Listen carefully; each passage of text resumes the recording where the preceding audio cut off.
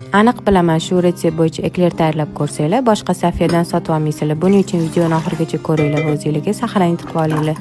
Idishimizga suv va tuzni solamiz, margarinni solib eritish uchun olib qo'yamiz.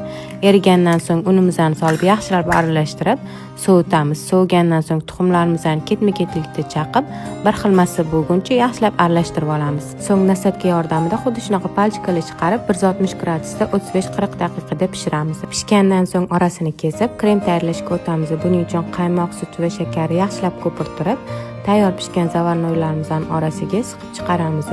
So'ng ustiga ganash tayyorlaymiz. Ganajimizga 2 milliumga ozgina nutella va sariyog' solib, ularni ham yaxshilab eritib olamiz. Erigan shokoladimizni zavarnoylarimizning ustiga chiroyli qilib surib, dasturxonga tortamiz. Albatta bir marta bo'lsa ham shu retsept bo'yicha tayyorlab ko'ringlar. Retsept yoqqan bo'lsa, like bosib, duolaringizda unutmanglar.